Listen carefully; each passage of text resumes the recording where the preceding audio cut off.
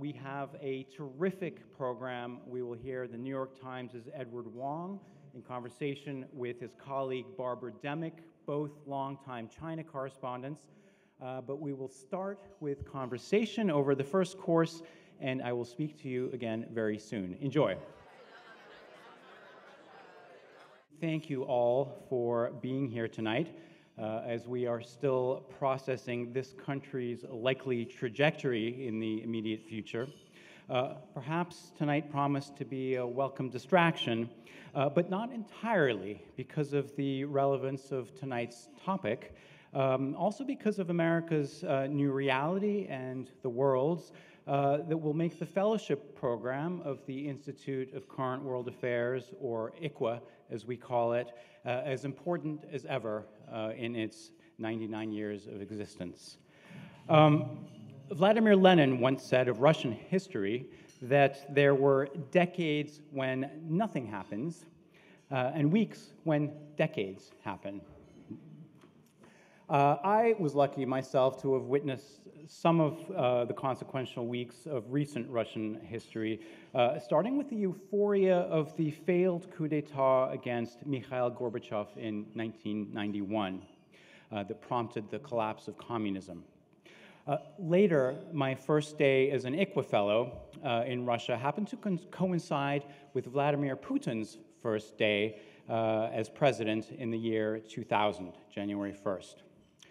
The fellowship enabled me to travel widely across that vast country and other former Soviet republics and deeply explore society as Russia made its big U-turn away from the West. I witnessed that, as much as anything else, what helped prompt Russians to turn back to the past and the manufactured grievances of a ruthless dictator were dashed expectations. The reform of nearly a century of corrupt one-party rule and a command economy would be quick. Instead, in the 1990s, Russians experienced a decade of wrenching economic crisis and the realization that joining the international community would be very difficult indeed. It was easy for us in the West back then to understand neither the effects nor the stakes nor the importance of Russia's past in determining its future at that time that we were very much in the grips of neoliberalism. But that time that I spent 2 years traveling around this largest country by territory in the world was crucial for my reporting later about Putin's rise when I was NPR's correspondent in Moscow. But my experiences pale in comparison to those of another Russia fellow, whom you see on the screen there, Samuel Harper, whose first trip to Russia was as an exchange student at the University in Moscow in 1904.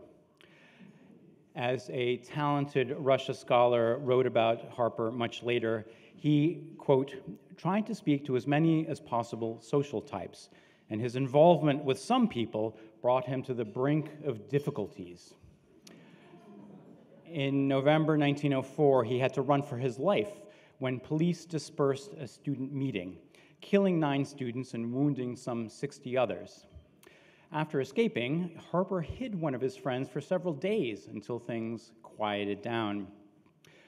Soon after, he was in St. Petersburg, where he was invited by the U.S. ambassador at the time, Robert Sanderson McCormick, to a private tea at the embassy.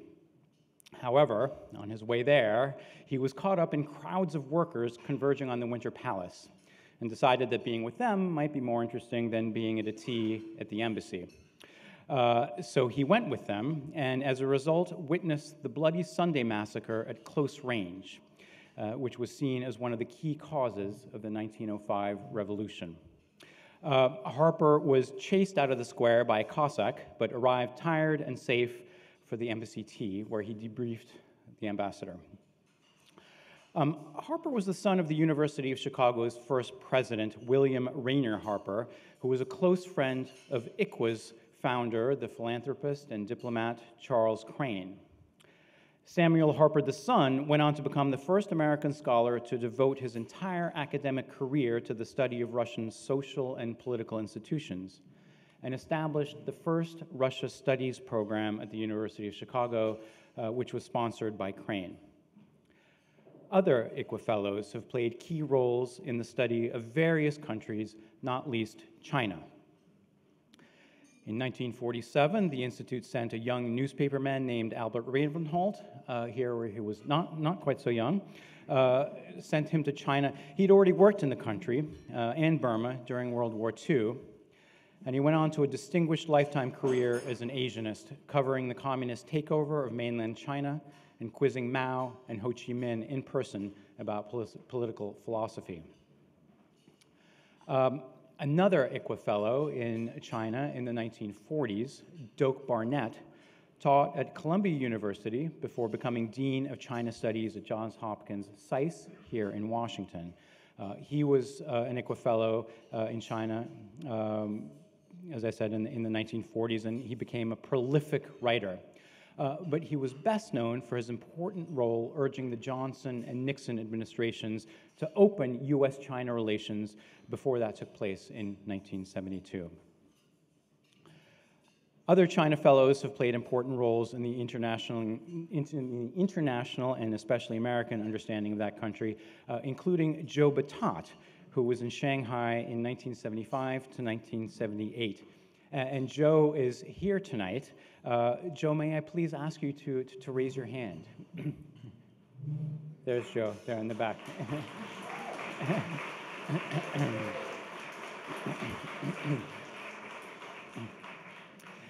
Chi-Chi Zhang was in China in 2013 to 2015. Chi-Chi, would you raise your hand, please?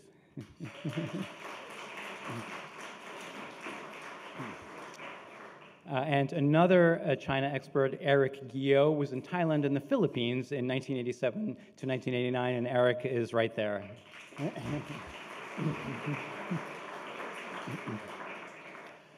ICWA has been in the business of cultivating deep understanding of global societies for nearly a century. The cultural immersion of our fellowships has helped foster the careers of many leading globalists in academia, in diplomacy, in journalism, in other fields. To truly understand why Russian President Vladimir Putin is bent on destroying Ukraine, for instance, I don't feel that you can do that without understanding how he believes he benefits, which requires knowledge of his society, which you can't get without immersion in that country. ICWA fellows gain the kind of experience of global societies this country will need if we're to continue to project and defend our shared values, especially our shared democratic values, and maintain the notion that America really is, above all, an idea. Earlier today at the U.S. Institute of Peace, our newest alumnus, Aaron Uzalowski, reported about his 2 years examining Russian exile communities. Aaron, may I ask you to stand, please?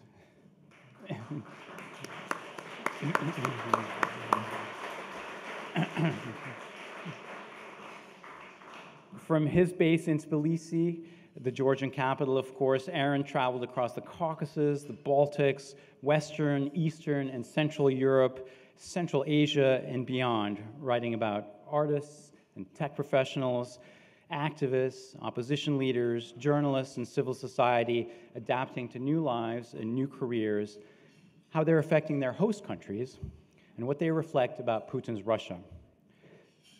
And we're very fortunate that Aaron's fellowship was funded by the U.S.-Russia Foundation. Thank you. Our current fellows include Prachi Vidwans in South Korea, who's examining young people and society in a country that's seen staggering transformation in recent decades. Edric Huang is in Taiwan, where he's reporting about LGBTQ+ issues as a David Mixner Fellow. I was visiting him just a couple weeks ago. Taiwan was the first Asian country to legalize same-sex marriage, but its social and democratic gains are under threat, as was made viscerally clear to me when I was there. The last day of my leaving was the first day of China's surrounding the island with its latest naval exercises. Roland Robinson is investigating public healthcare approaches to problem substance use in the Netherlands, Portugal, and Brazil. His goal is to better understand pioneering policy in those countries which markedly differs from our punitive approach to drug abuse. Before his fellowship, Roland was a legislative assistant for U.S. Senator Angus King and an opioid response project manager for the state of Maine. He aims to bring back his knowledge to inform the U.S. public debate, and he's doing a terrific job. And Brett Simpson is based 200 miles above the Arctic Circle in Tromsø, Norway. It's the world's northernmost city from where she's investigating environmental, societal, and political challenges across the Arctic, one of the Earth's fastest changing environments. She's accompanying researchers on ships and spending time with local Sami reindeer herders, and has already written terrific pieces for National Geographic, the New York Times, the Atlantic, and elsewhere. Stay tuned for Brett's work to come. Finally, I would like to also raise a glass to ICWA's board chair, Paul Ray, also former fellow, who has ably led the board for the past 6 years and is stepping down after his term limit. Thank you, Paul.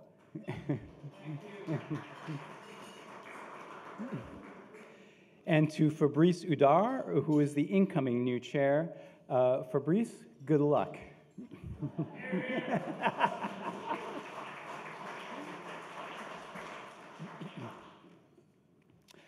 So back to China. I'm very pleased to ask our former China fellow, Qiqi Zhang, to introduce our speakers tonight. Qiqi worked for the Associated Press and CNN in China and is currently Senior Director of Product for Machine Learning at Yahoo News. Watch out, she's got your algorithm. Qiqi. Thank you, Greg. It is an honor for me to introduce our keynote speaker tonight, and my friend, Edward Wong. He is the diplomatic correspondent for the New York Times and has written for the New York Times for over 25 years, traveling to over 100 countries. During that time, he's reported from a cruise in North Korea, a walk through the Wakhan corridor in Afghanistan, and the final transatlantic flight of the Concorde. Edward's achievements have been nothing short of incredible. He's been an Nieman Fellow at Harvard University and a visiting professor at Princeton University. He has also done fellowships here at the Wilson Center and Belfer Center at the Harvard Kennedy School. Edward was awarded the Livingston Prize for his reporting on the Iraq War and was a team of finalists for the Pulitzer Prize on the coverage of the war. Edward now reports on foreign policy and often travels with Secretary of State Antony Blinken. I met Edward and his lovely wife, Tani, who's also here with us today, in Beijing, where they were both journalists. And in his latest book, At the Edge of Empire, A Family's Reckoning with China, Edward weaves his reporting from modern China in a breathtaking memoir that takes us through 80 years of Chinese history. In tracing his father's journey from Hong Kong to Xinjiang to America, Edward gives us a profound story of modern China itself. And as the bureau chief for the New York Times in Beijing, he investigated his father's mysterious past while assessing for himself the dream of a resurgent China. He met citizens driving the nation's astounding economic boom and global expansion while grappling with the vortex of nationalistic rule under Xi Jinping, the most powerful leader since Mao.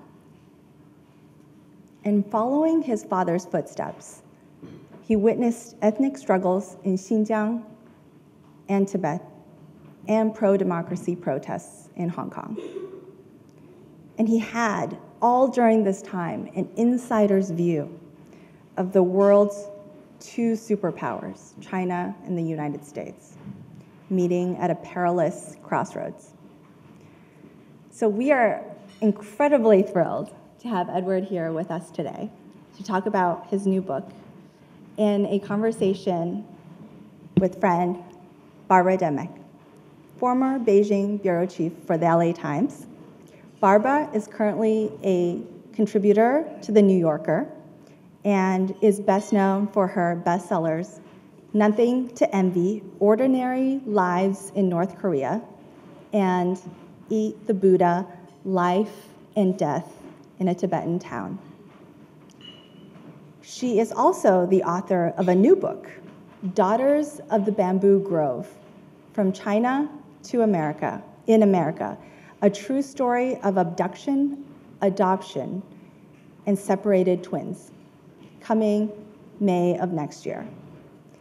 So I want to give the floor to Edward and Barbara for what is sure to be a lively and illuminating conversation for all of us. Hello, all.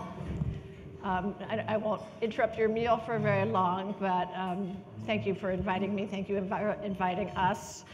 Ed and I were, colleagues or competitors. I was with the LA Times in Beijing, Ed with the New York Times. We started just about the same time, me in 2007, you in 2008. And so we had, we were the same class of China correspondents. As it happens, I think our experiences were very different. I was an outsider, and I really began to appreciate after reading Ed's extraordinary personal book, which is part memoir, how different it was to be a Chinese-American correspondent in China in those years. So I'm going to let him introduce his book, and then we will go into a little bit of a Q&A. What I'll do is we'll do this in several stages. I'm going to talk about a storyline that emerged as I was researching my book, and I think that gives us some insight into the direction that China has been under Mao and the direction it's going under Xi Jinping. And I think some of these themes are ones that we can talk about further in the question and answer session. When I was finishing my tour in China for the New York Times around 2015, 2016, I decided that I wanted to write a book on China.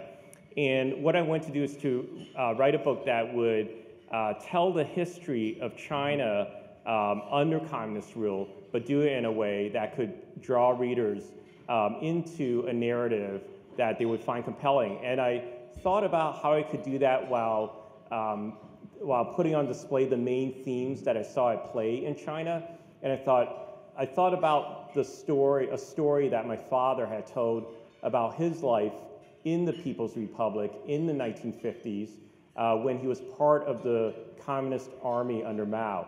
And I thought that what I would do would research the story, dig out some family secrets, put it on display for the public, and I would then also marry that storyline to my discoveries about China from 2008 onward.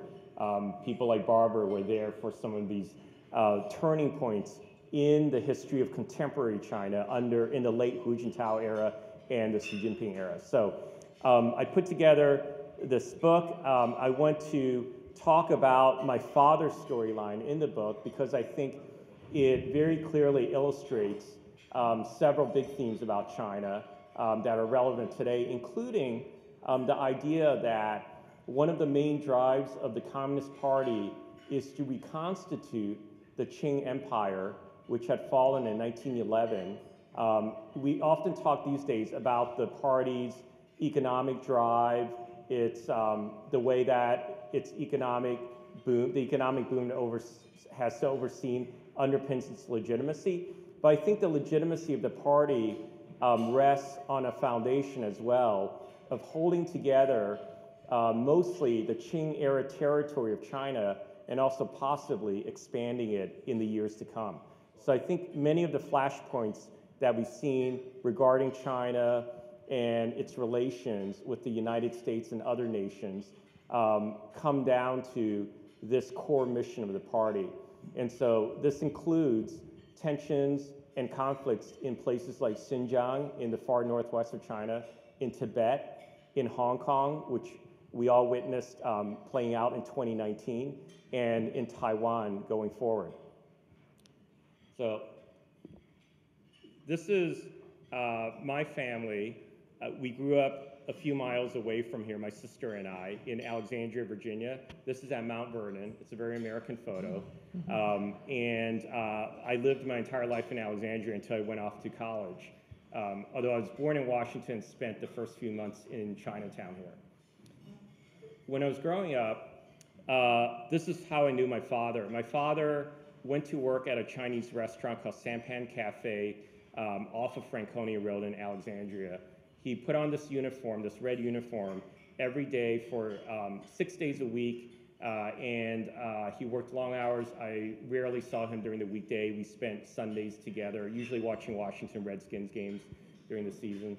And back then, he didn't tell me anything about his past life in China, and neither did my mother. But once I reached my 20s and entered graduate school at Berkeley and spent a summer studying Chinese in Beijing, I decided I would probe a bit deeper into my family history. And so I started asking my father and my mother about their past in China. And it was during one of these sessions, sitting in the living room of my family home, that my father handed me this photograph, placed it in the palm of my hand. And it's one of the two existing photos of my father in a uniform of the People's Liberation Army of China.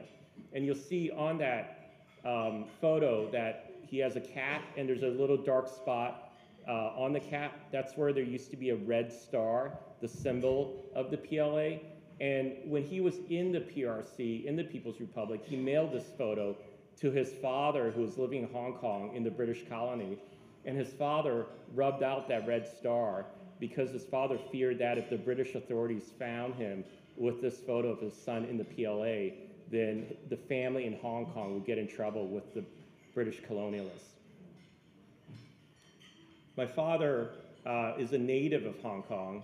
He was born there to a Chinese merchant family, a capitalist family. His father ran an herbal medicine shop and imported herbal medicine from mainland China and sold it in Hong Kong and exported it to Chinese business people in Southeast Asia.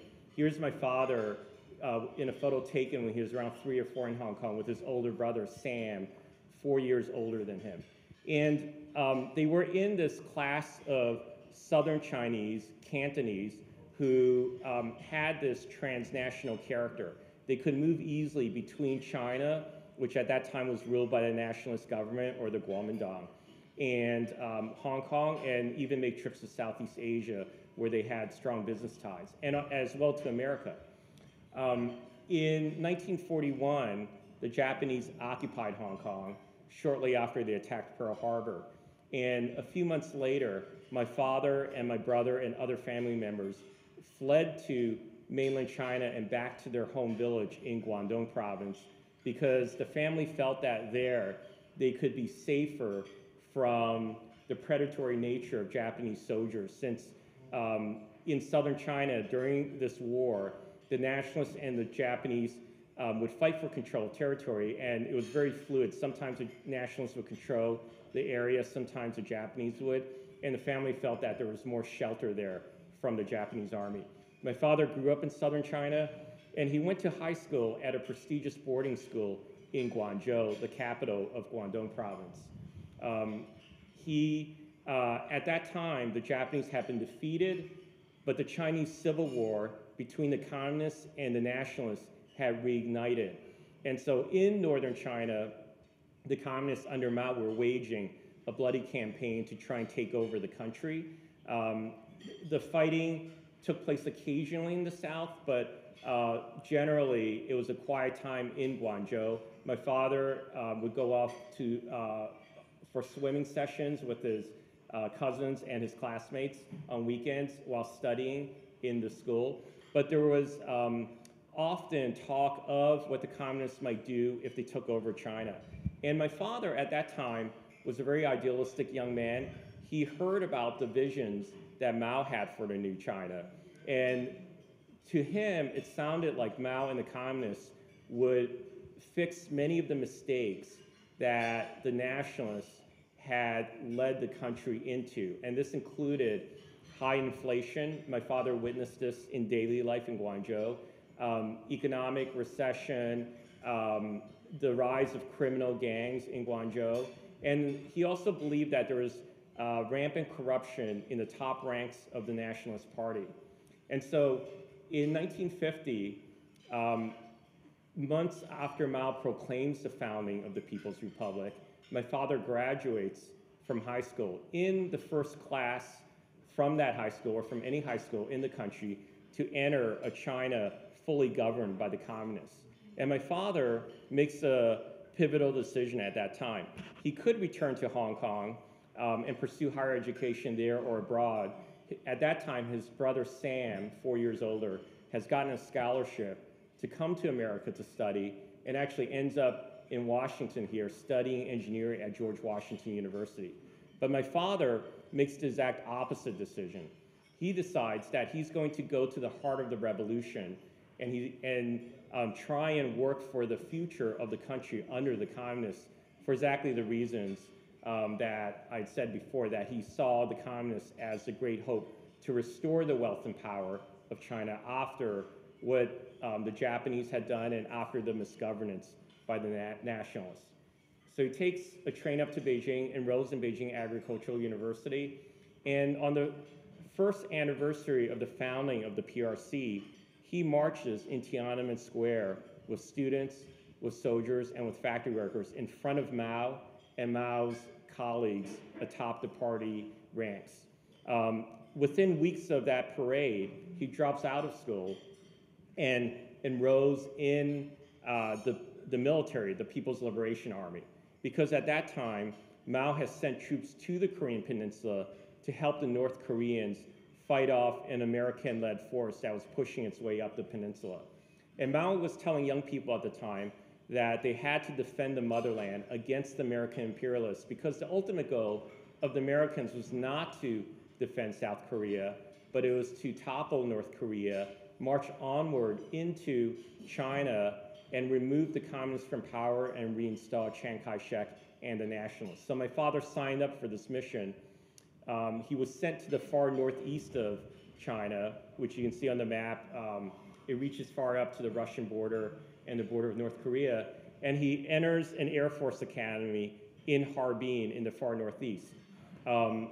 He feels it's an honor for him at this point to be put into the Air Force, which is a new wing of the PLA, and he's training to be in a bomber squadron to go off to the Korean Peninsula to fight the American military. But within a few weeks of his studies, he gets orders from military officials to instead leave the Air Force, leave the academy, and join an army unit that would be sent to Western China instead, the opposite end of the country. He's somewhat puzzled by this. He feels that something has gone wrong with the path that he was on, but he doesn't question the need to serve the military. So he joins the army unit and then takes a series of trains and trucks out to the far northwest of China to a region called Xinjiang, which many of you have probably heard about in headlines in recent years. It's where there are many different ethnic groups. The Uyghur Muslims out there, the Kazakh Muslims. My father served for 6 years there in the PLA. This is the other photo that I have of him in a PLA uniform, also taken out in that region in 1953. And his first mission out in Xinjiang is to go to a remote place called Altai, which is in an area of China that's populated mostly by Kazakh Muslims. And it's on the border with current-day Mongolia, Russia, and Kazakhstan. And at that time, his mission with a small group of ethnic Han Chinese soldiers is to embed in a militia of Kazakh soldiers, indoctrinate them into communism, and help break up that militia and integrate it into the PLA. Because even though that militia had fought against the nationalists earlier with the backing of the Soviets, the PLA suspected the militia ultimately had goals for autonomy or independence in the Xinjiang region. So my father was part of this first military occupation of Xinjiang. And he's part of this larger project that the party has, starting from the very first day it begins its rule of the PRC up until now, of reconstituting the Qing Empire and making sure all the elements of it are brought tightly under party control. My father goes on to several other postings in Xinjiang. These are photos that were taken in 2014 when I went out to Xinjiang to try and follow my father's footsteps and dig a little bit deeper into what his army units have been doing out there. And his final posting in Xinjiang is in a place called Wenchuan, which is very close to the border of Kazakhstan, back then Soviet Kazakhstan. This is a photo from that area. It's a remote area that is populated by Mongols, descendants of soldiers that were sent out there by the ruling Manchus of the Qing Empire to conquer Xinjiang. My father is put into one of the first iterations of a military farming garrison system that eventually expands to encompass most of the region and becomes a central method by which the Communist Party and the PLA used to control the entire region. This system called the Bingtuan has become an enormous power, an economic power in its own right. And even today, it produces goods that are exported out across the world, including to grocery store shelves in America or in Europe. My father worked on a ranch in Xinjiang where they were raising livestock to help feed the soldiers that were based out there.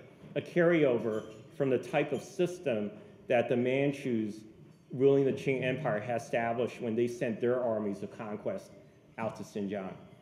And in 1957, my father, several things happened that put my father's life on a new course. One is that officials above him say that he has done an impressive job for the military in the region, and they decide to recommend him for party membership into the Communist Party. And for my father, who had felt that he was being sent into exile after he was made to leave the Air Force Academy, he felt that this was a form of redemption for him and for his vision of service to the party and the country. And at that time, Mao and the leaders in the party are also putting out a call across the country for talented youth to take tests to come back to universities in interior China and enroll in universities so that they can take part in the industrialization of China, a new industrial plan that Mao wants to put in place to put China on par with the United States and with Britain.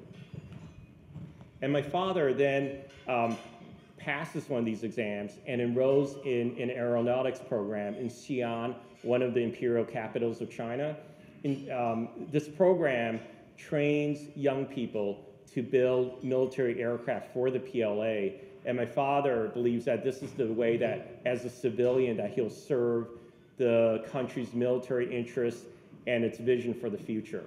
And then several things happen in this late 1950s period as he is studying in this aeronautics program. The first is that he is told by officials at the university that his application or his pending probationary period as a party member will not advance forward. He won't be made a full member of the party, and that's because they have to investigate his family further and investigate him further.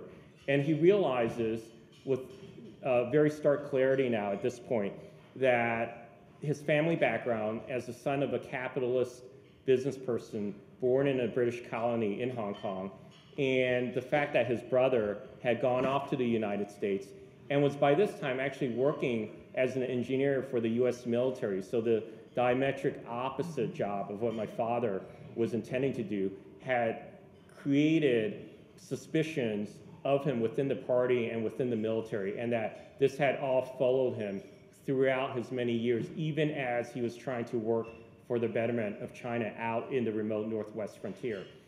At that same time, he also witnesses Mao starting to purge some of the top leaders of the party as Mao puts into effect the Great Leap Forward, the industrialization plan.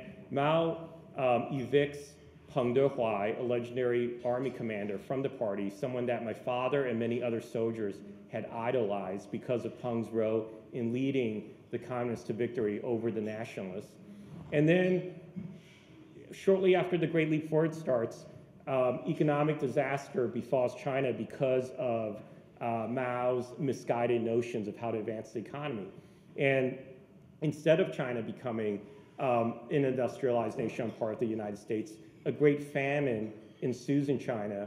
And we now know that around 30 to 40 million Chinese died in that famine, the worst man-made famine of modern history.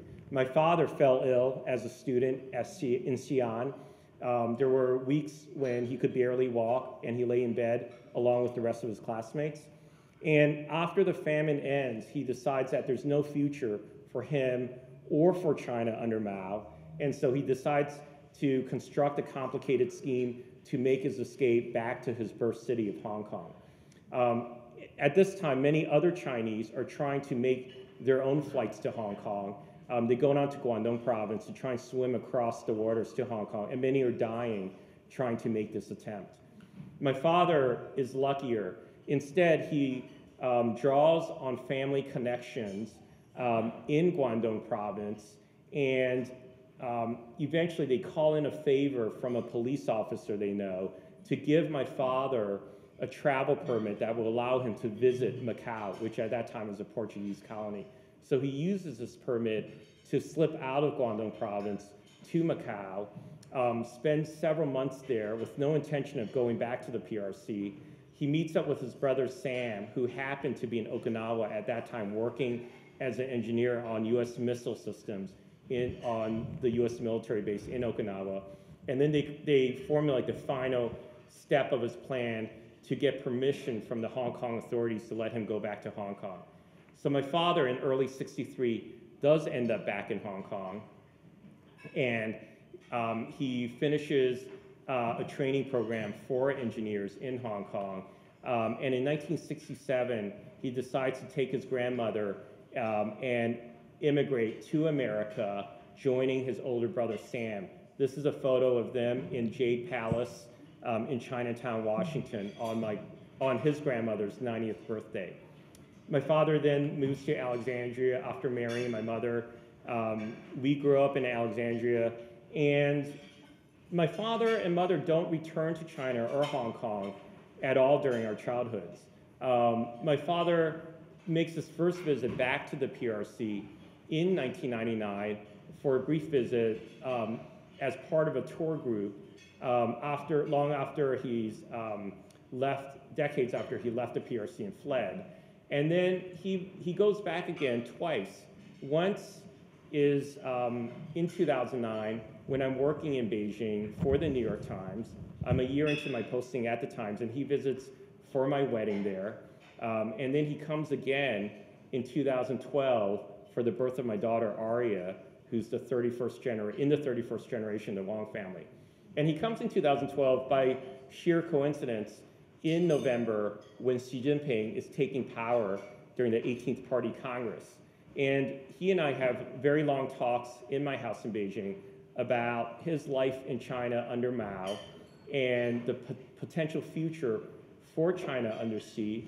We actually make a trip together to Guangdong province, his home province, at the same time that Xi makes his first trip outside of Beijing as party secretary, and that's also to Guangdong province. And during that trip in Guangdong, Xi gives several strong signals of the direction that he's taking China. He makes an appearance on a naval destroyer in the South China Sea, signaling his territorial ambitions and those of the military and the party in the seas around China. And Xi also gives what back then was a secret speech to party members in Guangdong, where he talks about the fall of the Soviet Union.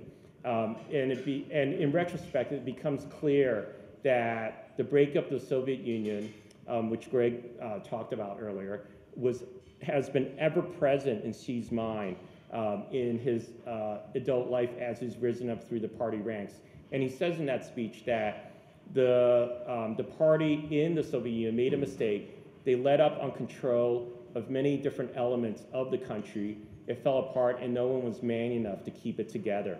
And so it's clear that Xi is determined to bring China into a future in which he holds China together in the imperial construct that the party envisions.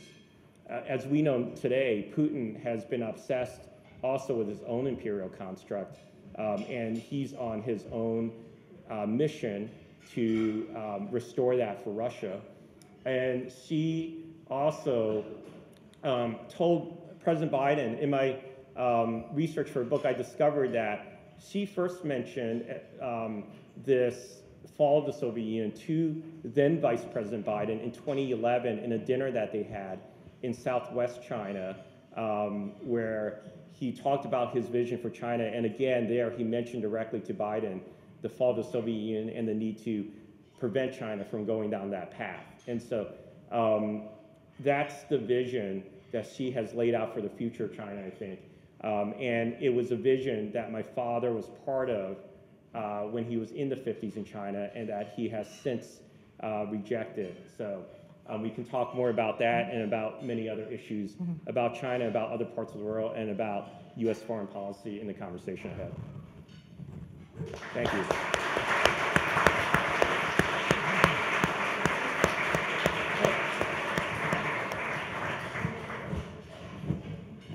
What a tale this is.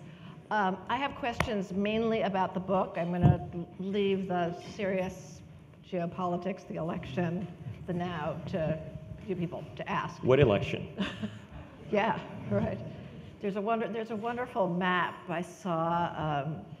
I guess it was in 2012 when I was there, last election there, that showed, it was the red-blue map, and it showed China, all red. So right. a different way of looking at the colors. Right. I think I've asked you some of these questions before about your father, but I find him so fascinating. Did he ever regret leaving China? And did he ever talk about like what he would have been if he stayed? Would he have been purged during the Cultural Revolution as the son of a capitalist? Yeah. Or would he have become, you know, a tech billionaire? Mm-hmm. That's a really good question. My father, when I interviewed him for the book, he realizes that China was under Mao's, appeared to be on this doomed path, and that people like him had no place in communist China.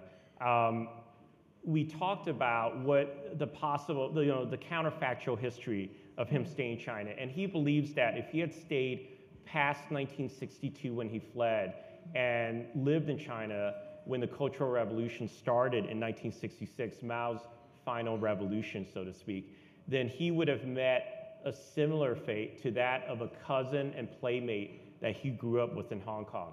And he had this cousin whose nickname was Shorty in Hong Kong when they were growing up together before everyone left for the mainland.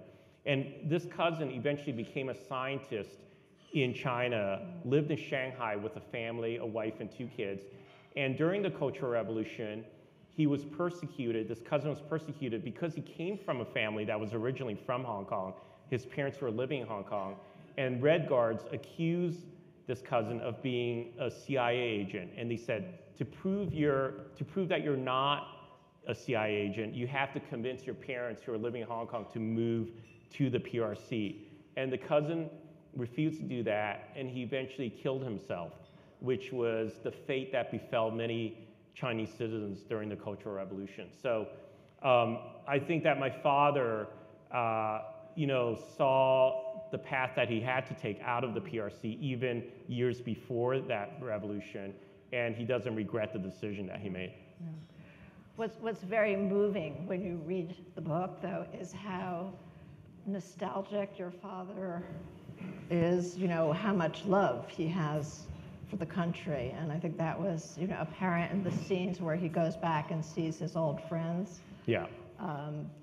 Did you find him sometimes, wavering between, love and dislike, and was he very steady in his political views? Yeah, you mentioned, I want to answer in 2 parts because you bringing up this him meeting his old friends, I think, answers in part one element of your first question, which is, did he see himself becoming, for example, a millionaire or a tycoon in the reform era China? So one thing that was interesting, when he came to visit me in 2012 in Beijing, we took that trip down to Guangdong together, as I said, at the same time that Xi Jinping is making his trip. And during that trip, my father has a reunion in Guangzhou with several close friends that graduated from the same boarding school in 1950 with him. And what's interesting about this is I sat there and listened to their stories, and it became clear that, they had all survived the horrors of the Mao era. They had all first tried to take a patriotic route in the new China under Mao. Many of them had joined the military and had wanted to fight in Korea, or ended up fighting in Korea, just like the goal that drove my father. Then they survived the Great Famine and the Cultural Revolution. And in reform era China, under Deng Xiaoping, when Deng opened up China to economic liberalization, quasi-market liberalization, some of them actually prospered. One of them became very wealthy as a marble exporter. We visited this man's factory outside of Guangzhou. And it became clear that there were many different paths that people could have taken if they were able to survive the horrors of Maoist China. And my father, was very proud of the China that had helped create the prosperity for these men who had survived. And they all praised Deng Xiaoping and the program of economic liberalization that Deng had undertaken. And I think one thing I found consistent in my father's telling of his story and his discussions about China was that he always felt that, he always had this broader patriotic feeling about China, that he felt the country should be a power on the world stage that was on par with America. He felt this in the 1950s. He felt this when he visited me in the 2010s, and he still feels it now. I think that's very different than the way that he regards, for example, the particular leaders of China or policies that the party may adopt. And I think this is something that I was trying to express in the book, is that many Chinese feel this way, that I think it's consistent. Chinese feel that they come from an exceptional culture and civilization, very similar to the way that Americans view their country, in my mind, and that they believe that their country should be a great power in the world, and that their country actually has something to offer to other nations and other peoples in the world. I think that's very consistent among Chinese. I think that their views on the party and on the leadership are much more complex and much more nuanced. Good answer.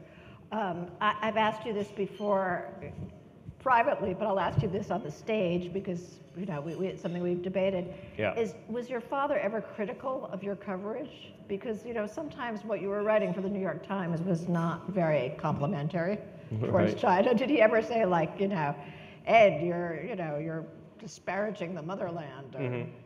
Or... No, because I think he also, by the time he had taken his own journey, his 12-year journey through China, he knew that, I think he knew the realities of the types of policies that the party can adopt.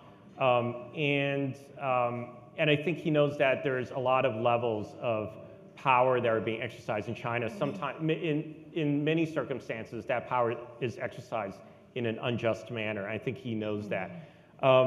One thing that was interesting, I found, was I wrote a lot about ethnic tensions or ethnic conflicts in Xinjiang, the region in the northwest where my father was based, and I often traveled out there to report on the policies of control over the Uyghur Muslims and occasionally the Kazakhs.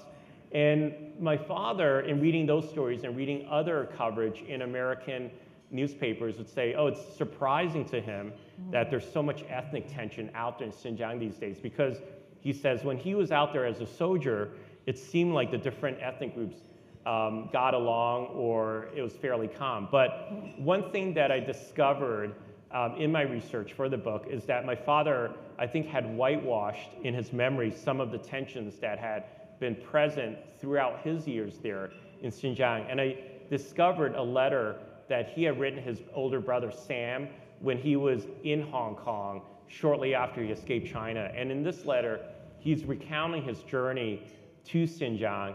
He says, when I arrived there with my army unit, I discovered that Xinjiang was this place of many different ethnic groups, around 15 different ethnic groups. They all had different cultures, different languages, different perspectives on the world. But one thing that united them was an intense hatred of the Han people. And during my interviews with him, he never talked about that tension that he first encountered when he arrived in Xinjiang. And in the letter, he attributes that tension to mismanagement of the region by nationalist military commanders and by warlords, ethnic Han warlords, who were ruling over parts of that region in the early 20th century. But I think he felt when he arrived out there with the army that the PLA would do a more enlightened job of governing the region. One interesting parallel is that there's another father-son pair in the book. There's Xi Jinping and Xi Zhongxun, who's Xi Jinping's father. And when my father was in Xinjiang as part of the PLA, Xi Zhongxun, the father of the young Xi, who's now ruling China, was in control of the policies of Xinjiang. And my father would witness different permutations of communist control in Xinjiang, sometimes harder line, sometimes softer. And all of that would be because of the decisions being made by Xi Zhongxun. So, a lot of wavering in policies towards the minorities that's continued to the present. I had some questions about what it was like for you to report in China, and this, as I was saying at the introduction, it's a very different experience going to China as a complete outsider. There's a lack of access, but in some ways it's easier. And this is a conversation I've had with a lot of colleagues. My successor at the LA Times, Alice Su, who is Chinese American, had like a terrible time and was constantly being arrested and beaten up. I was there for 7 years, and it was magical. I traipsed through Xinjiang and Tibet and somehow managed not to get in trouble. How was it for you? You had more access, or did you have more abuse? That's a good question. It's interesting that you mentioned Alice's experience, because I feel I had the opposite experience. I felt that as a Chinese American who could speak Mandarin as well as Cantonese, that I could open doors in China that maybe some other correspondents couldn't. For one thing, I could travel fairly easily around China and not be noticed by police officers, state security agents, or others. I felt that I could often spend time in a town, and as long as I didn't register in a hotel and show them my visa, then I could move around freely, talk to people. The police wouldn't pick up on the fact that I was there. One of my final trips in China, in late 2016, I traveled for 2 weeks in a Tibetan area of Sichuan province, going from town to town, an area that you know well too, Barbara. And I felt, and at no point did I encounter police officers that were trying to evict me from those towns. So I felt that my Chinese American identity and my ability to speak languages allowed me to code switch also when I spoke to different Chinese citizens. When I spoke with Chinese officials, sometimes I would even bring up my father's background in the PLA in order to win their confidence and make them feel more comfortable with me. When I was out in places like Tibet or Xinjiang, I would emphasize the fact that I was an American and show people my American passport, because I know that many Uyghurs and Tibetans are more trustful of a foreigner than they are of someone from within, from the dominant ethnic Han group in China. So I felt that I could use these different identities to my advantage when I was reporting in China. How did your experience change over time? I think, you and I sort of came in what we now see as the golden years of the Hu Jintao era. And after the Beijing Olympics, or in advance of the Beijing Olympics, the government made this promise that journalists could travel without advance permission to most parts of the country, and we really did get around. But things started to change under Xi Jinping. I think Ed and I were really in China roughly the same year as I left in 2014, but continued to travel, and you left in 2015. Yeah, I left in 2016. Had that chill started to happen, and were you surprised by the degree to which it all fell apart during COVID? I mean, it's. Yeah, so the tightening that you're talking about, the tightening over the work of foreign journalists, I definitely felt it in my last couple of years in China. Maybe it was those years, around when you left in 2014 to 2016 when I left. What I discovered was that the security agencies were focusing on both our sources, the people we would talk to, as well as on the Chinese reporters who worked for our organizations much more intensely. And so this will be manifest in different ways. Oftentimes, if I visited a town and spoke to a source, and later on after the story appeared, years earlier in China, that source would experience no contact with the police. They wouldn't have to enter into conversations with the security agents. But I discovered that even on the most innocuous stories, sometimes the local police would contact the source after I left the area. This became very evident for example, in one story that I did on climate change, where I visited a glacier in Gansu province with a Chinese scientist. And climate change is an issue that is part of the party program from the very top. Like Xi Jinping advocates addressing the issue of climate change, and so this Chinese scientist was pointing out how climate change was affecting the glaciers in China. But after the story appeared and I was back in Beijing, police contacted him and questioned him on why he had spoken to me and taken me to this glacier. So even on something so innocuous as that, the security agents are already contacting our sources.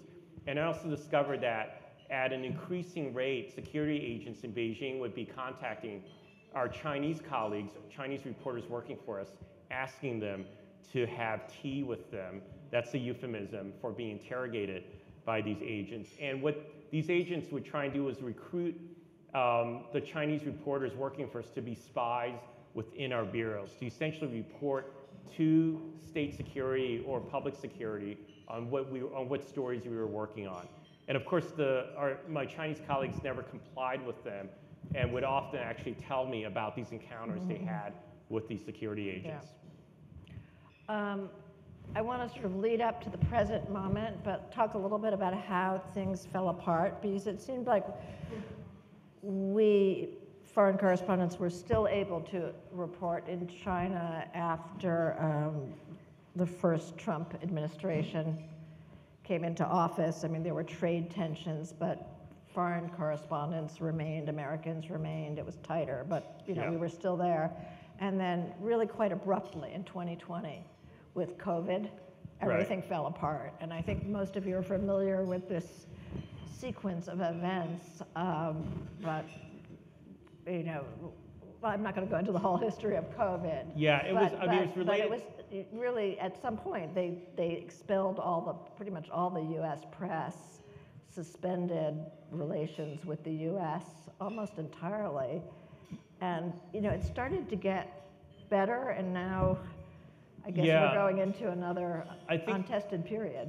I mean, the eviction of most of the American journalists working for the New York Times, the Wall Street Journal, and the Washington Post took place in the spring of 2020, shortly after COVID began. I think there were several reasons for this, but part of the context isn't just COVID.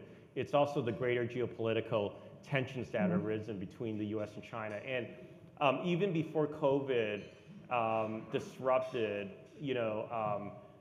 global relations, the U.S. and China have been on this increasingly tense trajectory. I think starting generally around the end of the Obama era to the start of the Trump era.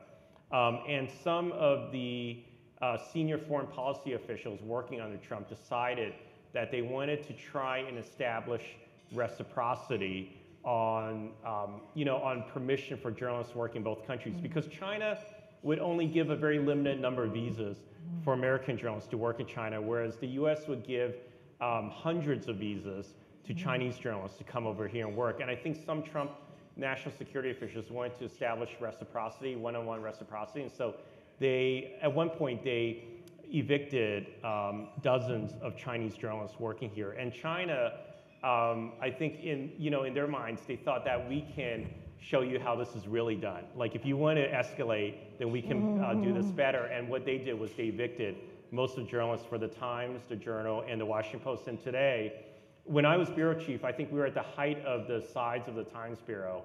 We had around maybe 10 Americans, Australians, and other foreigners with visas working in China. And now there's only 2 Americans working full-time for the New York Times in China. It's amazing. Anyway, I think there's questions from the audience, and boy, that was fast. I was going to say, I'll point to you. I think you were first, Eric, not you, Eric, but the gentleman right behind you. Yeah. Yes. Thank you very much for the very moving talk. My name is Eric Gio, based in Taiwan. I wanted to thank Cheng Li, who's an expert on China, now in Hong Kong running a big think tank. If I can make a brief statement. Back in 2003, I was working for a big hedge fund which owned a lot of TSMC, the big tech company. And a journalist, I won't mention his name, I don't want to be sued, he's still writing, said that the Taiwanese army would stage a coup against the pro-independence President Chen Shui-bian and welcome a PLA invasion of Taiwan. I sent then Dr. Mark Faber, the original Dr. Doom, put that on his website. He's widely read by hedge funds who understand tech, but they don't understand politics. And I was asked, should we sell TSMC? I sent that to Cheng Li, and he said, no, Taiwan's okay. So I just wanted to point out that a fellow was very helpful to me in my business. My question, I'm sorry it takes so long, optimists think that Wen Jiabao may be gaining power, regaining a little bit of authority in China, if I may make just an observation. At the October 1st big reunion, he was pictured with Xi Jinping. Last year, Wen Jiabao and the elders were not there. Wen Jiabao's main economic advisor, Mr. Huang Hanquan, has been in the media quite a bit talking about the need for a $10 trillion stimulus, 1.5 trillion US in bonds. China will have to sell those bonds to US, Japanese, European, and Middle East investors. To rescue the economy. To rescue the economy, do you think that the Beijing leadership will be forced to be somewhat more moderate in its policies towards Taiwan? Thank you very much. Yeah, good question.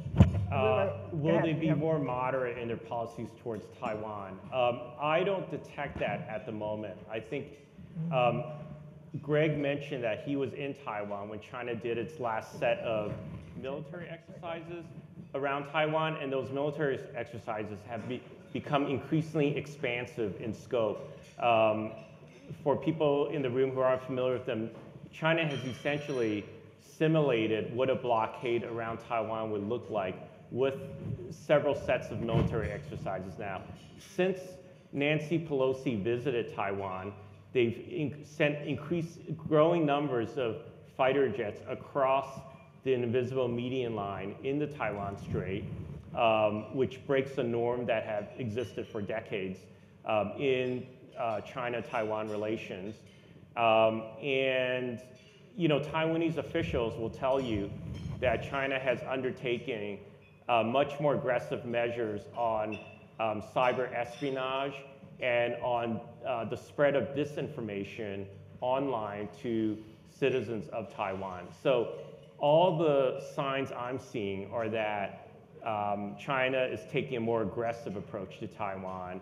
And heading forward, I think that the question is, for the US remains the same. How do you deter these military aggressions and deter the idea of invading Taiwan from that Chinese officials might hold, while at the same time reassuring Chinese officials that America doesn't support outright independence for Taiwan. So they want to, I think going forward in the Trump administration, we'll see them trying to balance this notion of military deterrence with assurance and diplomacy with Beijing to try and persuade the leaders that Taiwan is not seeking independence. I think that, but I think that Beijing will continue its path of greater aggression on Taiwan because in their head, they fear that the DPP or other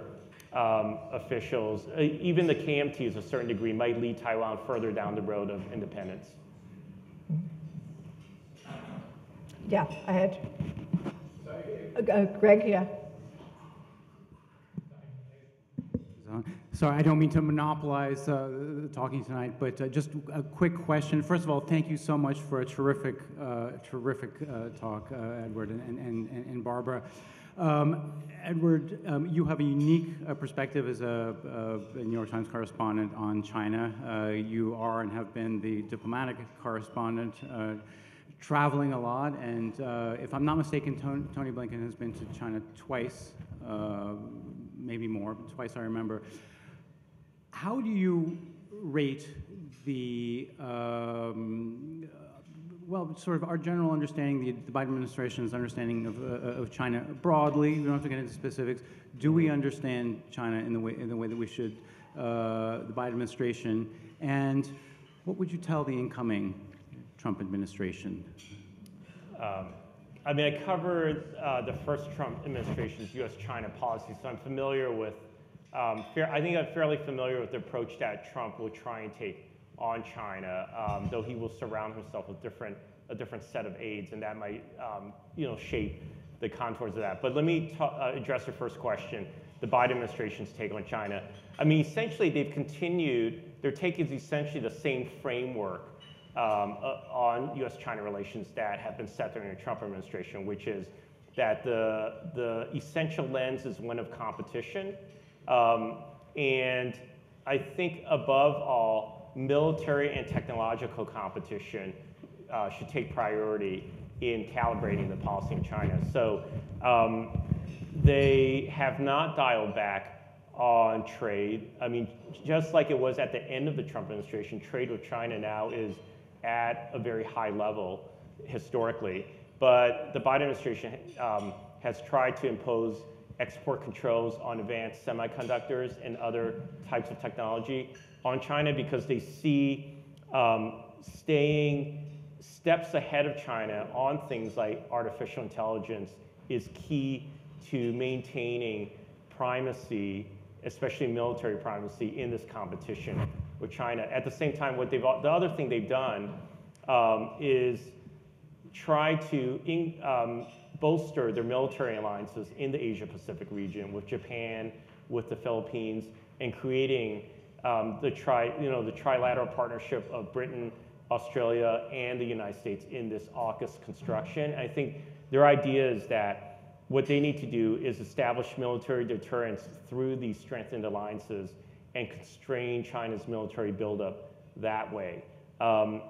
Their conclusion is that you can't really change the behavior of the party by appealing anymore to notions of further economic liberalization and entwinement with other economies around the world. China will continue on that path for its own, benefit, but the idea that economic liberalization with other parts of the world will lead to a softening of their political system or of the ideas they have of control, that idea is completely dead. I think it died during the Trump administration. The Biden administration has reached the same conclusion. And going forward in the second Trump administration, I think that we will see a continuation of this framework around China. I know some Trump people have talked about the idea of peace through strength, and they believe that there are certain thinkers, I think, that will probably end up in senior roles in the Trump administration that believe that a military buildup of U.S. forces in the Asia-Pacific region is probably the single most important thing that they can do regarding U.S.-China policy, because that will lead to deterrence of any notion that Xi might have on invading Taiwan. Trump himself, I think, has a different view on all this. I don't think he has thought through the military dimensions of the relationship. I think he's much more focused on the trade dimensions, just as he was in the first administration. I don't think that has changed.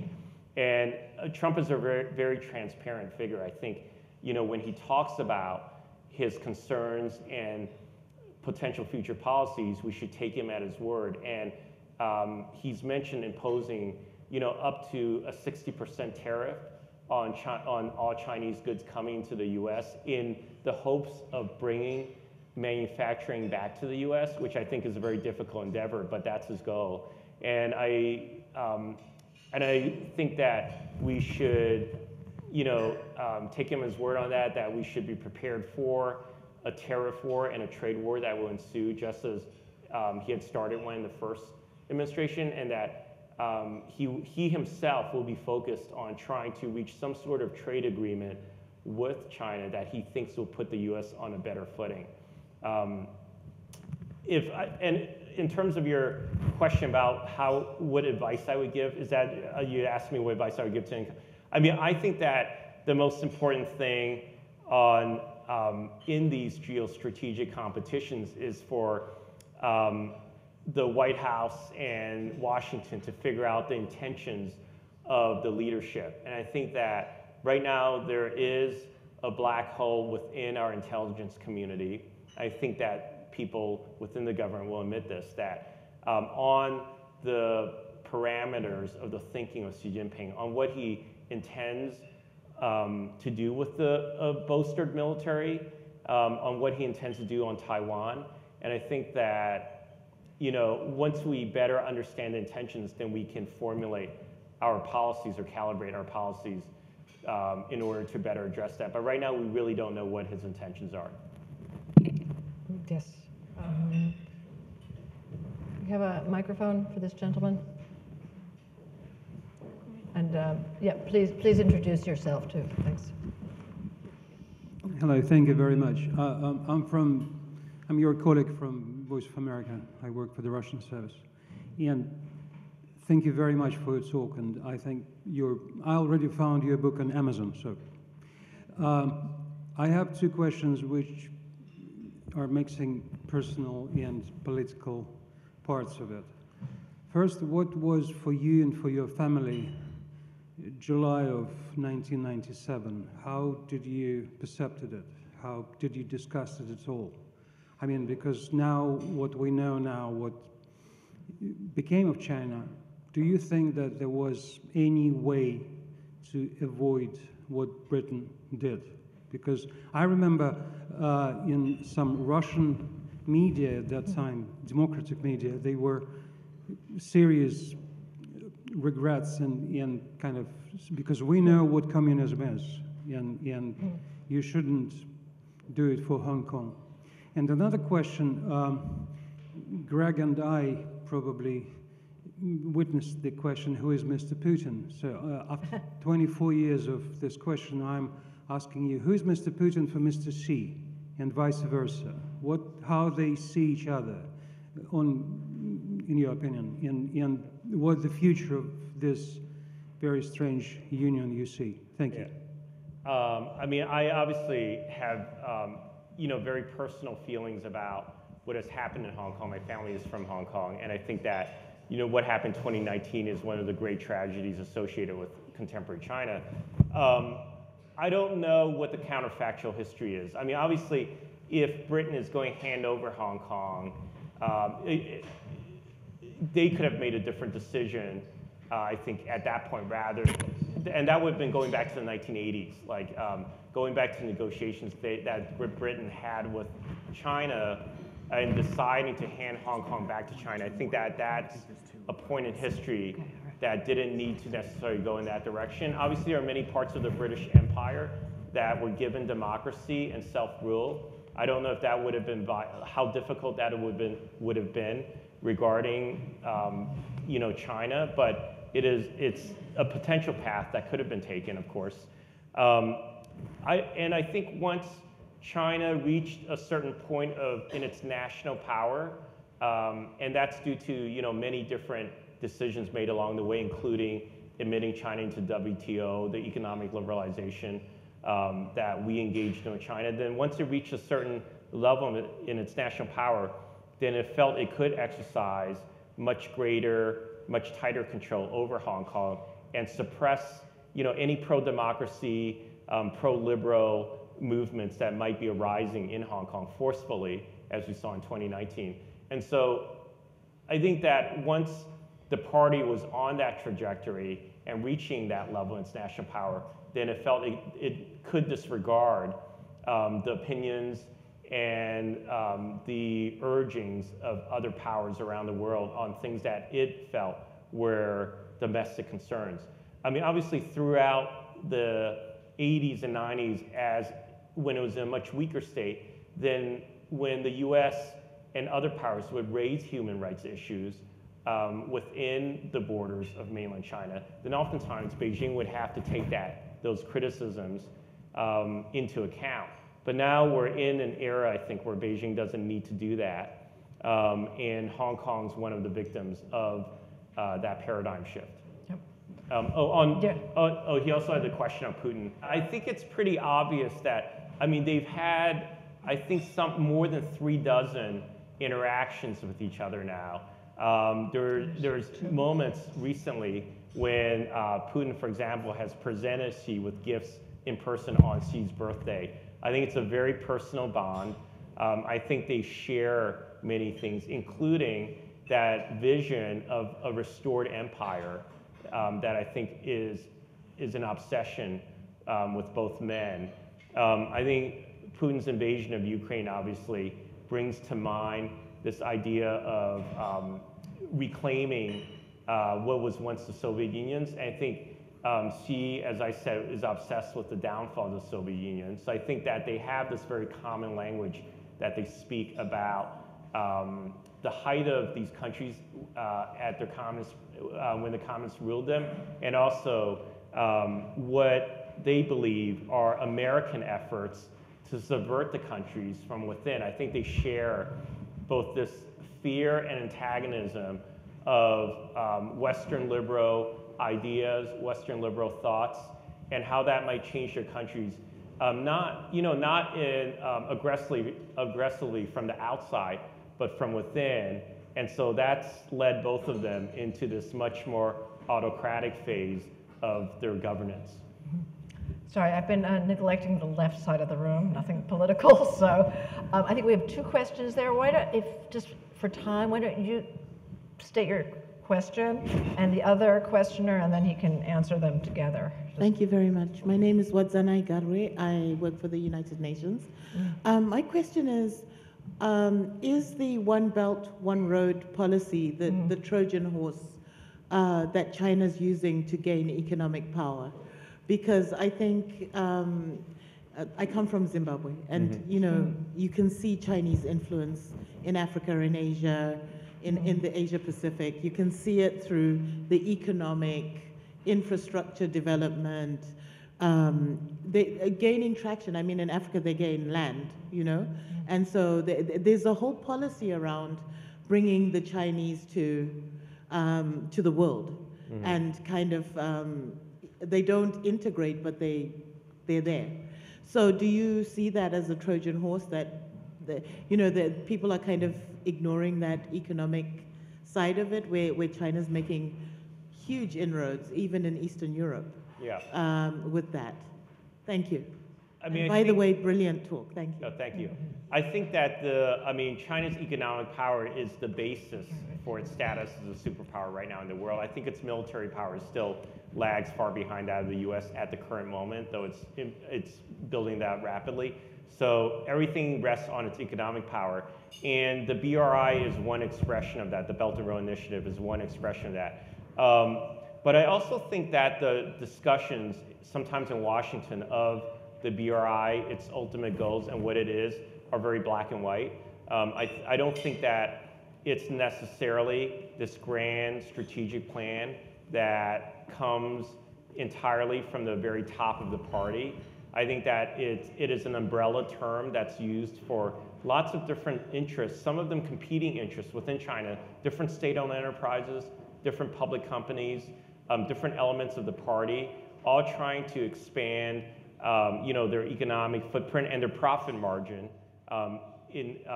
outside of China. So I think there are all these different elements that have different reasons for trying to get contracts, for example, in Africa, in Latin America, in Europe, trying to build highways, stadiums, airports.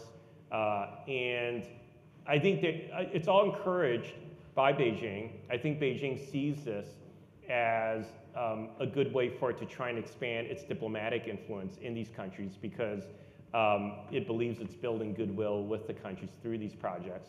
But at the same time, there's also, as you know, you must know from your conversations in Africa, there's been somewhat of a backlash against many of these projects because they've fallen short of what the countries had hoped.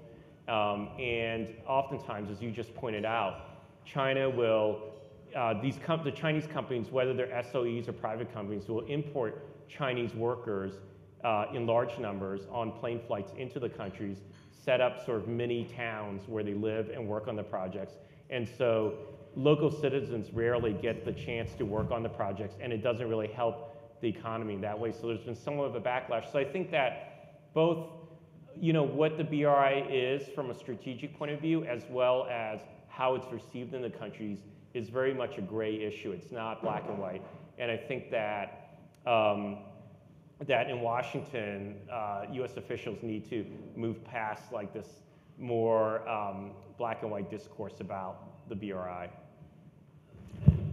I think we have just one more question. Also on the left. Yes, that's you. Yeah. My name's Hazel Smith, and I'm academic, and I work on North Korea usually. I think that it's always been an uneasy relationship, even going back to the Stalin, Mao, Kim Il-sung era, as you know well. And so I think that it's not, they're not the easy partners that people think they are. Obviously after the Sino-Soviet split, then that relationship became a lot more tense. I think that China does see itself as the major patron of North Korea. It relies on that relationship in many ways as a buffer to American influence and power in the Korean Peninsula and in Northeast Asia.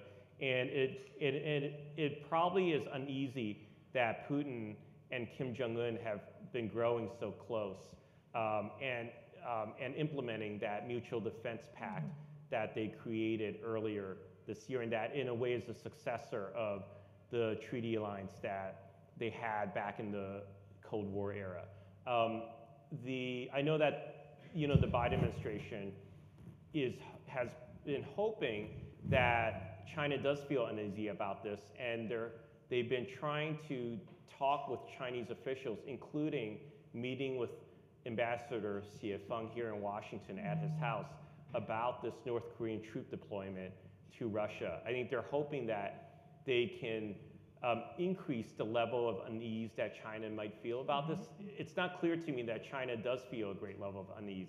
They probably are not happy with it, but at the same time, helping Russia in its aggression in Ukraine is generally, I think, something that China has supported, and anything that weakens American power strengthens Chinese power relatively in the world. So I think they probably have fairly complex views on North Korean troops bolstering Russian troops, both in the Kursk region of Russia as well as on the front lines in Ukraine.